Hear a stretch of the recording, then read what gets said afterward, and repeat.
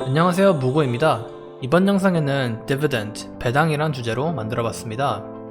배당은 많은 투자자의 핵심적인 투자 조건에 있습니다. 그럼 배당이 뭘까요? 배당은 회사의 순이익 일부를 주주들에게 감사의 표시로 돌려주는 시스템입니다. 예를 들어 애플 순이익이 1000억이고 25%를 배당으로 돌려준다면 250억을 주주들에게 나눠주겠죠. 자, 그럼 배당이 왜 중요할까요? 배당주는 성장주보다 주가 상승률이 평균적으로 더 낮은 편이긴 합니다. 하지만 장기 투자로 봤을 때 배당금이 재투자되면서 성장주보다 더 좋은 결과를 역사적으로 보여왔습니다. 자, 그럼 나는 이제 배당을 얼마나 받을 수 있을까 궁금해 하실 텐데요.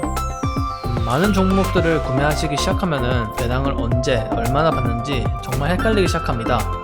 그러므로 두 가지 정말 유용한 사이트를 소개시켜드리며 설명을 드리도록 하겠습니다. 첫 번째 사이트는 seekingalpha.com입니다. 보이시는 것처럼 제가 애플을 검색해놨는데요. 애플을 예로 이 사이트를 소개시켜드리겠습니다. 오늘 주제는 배당이니까 오늘은 배당을 커버하도록 하겠습니다. 자, 이렇게 배당을 누르시면은 이렇게 스코어 카드가 전체적으로 나오고 있죠. 자, 여기 배당, 디비덴드를 누르시면은 스코어 카드가 나옵니다. 자, 여기 스코어 카드에 여러가지 정보가 나오는데 하나하나씩 설명드리고 넘어가겠습니다.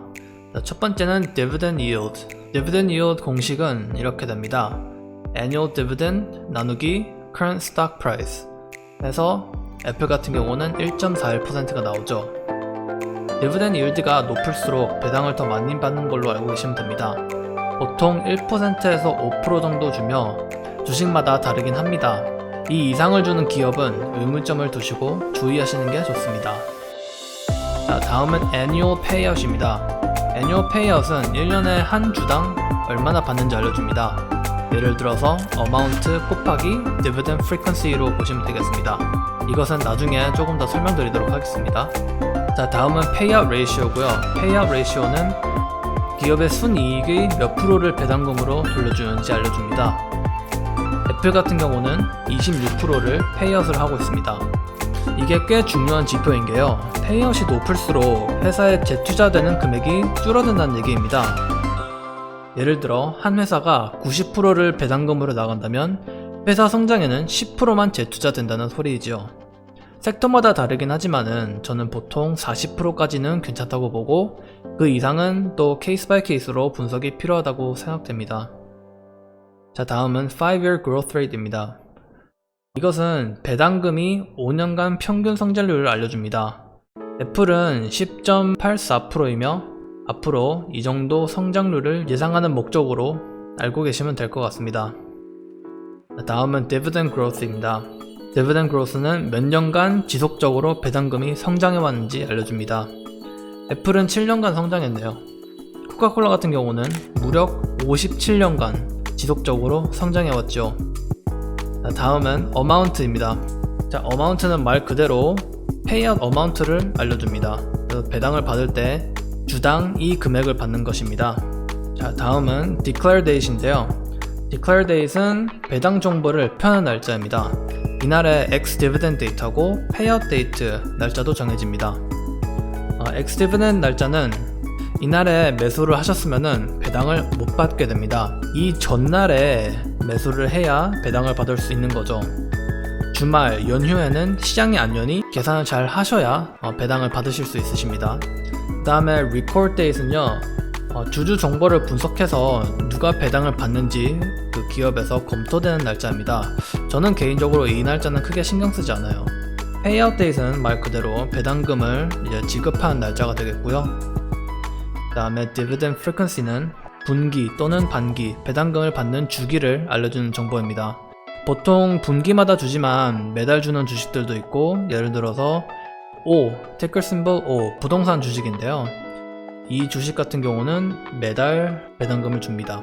그리고 예를 들어서 디즈니 같은 경우는 6개월에 한 번, 1년에 2번 배당금을 주는 기업이고요. 기업마다 다르기 때문에 저는 이 정보를 유용하게 씁니다. 자, 다음은 이쪽에 보시면 디비덴드 히스토리가 있는데요. 이걸 누르시면은 디비덴드 역사가 나옵니다. 여기서 O를 눌러주시면은 역사적으로 얼마나 배당을 줬는지 알려주는데요. 애플 같은 경우는 2012년부터 배당을 주기 시작했습니다. 그래서 보시면은 배당금을 지속적으로 올려주는 거를 볼 수가 있죠. 근데 이런 케이스가 아닐 경우, 예를 들어서 만약에 배당금을 커팅하는 경우를 제가 예를 한번 드려보겠습니다. 이 회사는 이제 크래프트하인스 컴퍼니인데요. 여기 보시면은 최근에 2019년 3월에 배당 커팅이 들어갔었죠. 그리고 또 다른 GE 같은 경우는 리세션 때 디비던드 커팅이 들어갔고요. 그 다음에 2018년 들어가면서 또 배당 커팅이 있었습니다. GE가 지금 상황이 많이 안 좋은데요. 다른 정보를 굳이 안 보고 이 배당 정보만 봐도 회사가 어떻게 하고 있는지 대충이라도 감이 오기 때문에 이런 게 보이면은 저는 바로 패스를 합니다. 그 다음은 Annaly Capital Management인데요. 이것도 부동산 회사인데, 사실 부동산은 배당 때문에 주식을 매수하는 건데, 이렇게 배당이 왔다 갔다 하면은 저에게는 좀 메리트가 없어집니다. 그래서 저는 이런 경우는 또 바로 패스로 들어가고요. NLY 같은 경우는 또 디비던드 스코어 카드로 가면요, 페이아웃 레이시오가 마이너스예요. 이게 무슨 말이냐면은 이 회사가 순이익을 벌면은 그 순이익으로 이제 배당이 커버가 안 된다는 걸로 받아들일 수가 있겠네요. 그리고 또 그로스 레이트도 마이너스이고요. 또 디비던드 그로스는 그냥 1년만 올려준 케이스고, 이렇게 케이스 바이 케이스로 추가 분석을 하면서 종목을 이제 1차 필터링 할 때 이제 유용한 정보라고 저는 생각을 합니다. 딱히 회사를 잘 몰라도 이 회사의 배당 근황을 보기만 해도 대충 어떻게 하고 있는지 짐작이 오죠. 자, 이제 많은 정보를 제가 알려드렸는데요.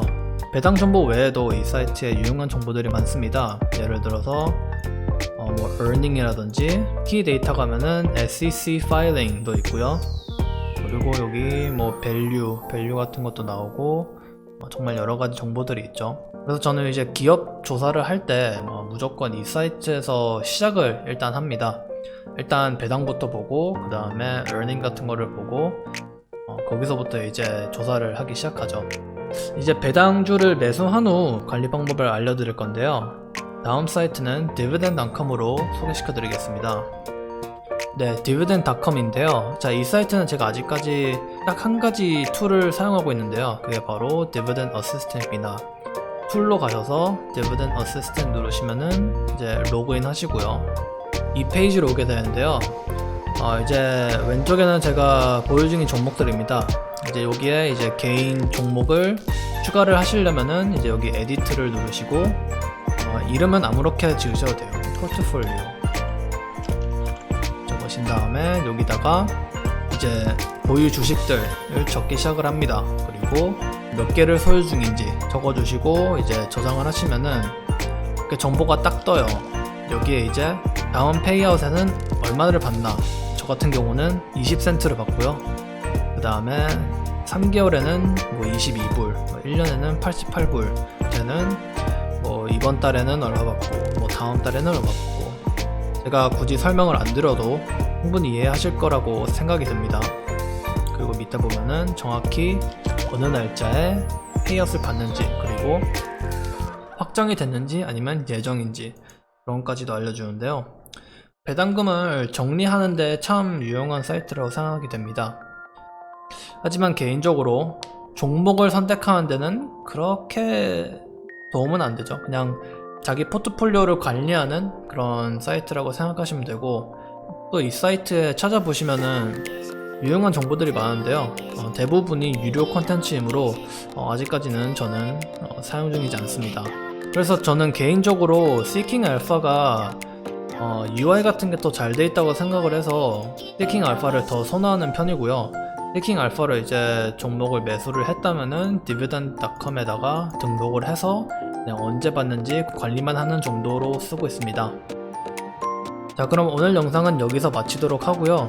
다음 영상에는 제가 본격적으로 제 전략을 좀 설명드리면서 제가 종목을 어떻게 선택을 하는지를 보여드릴 예정입니다.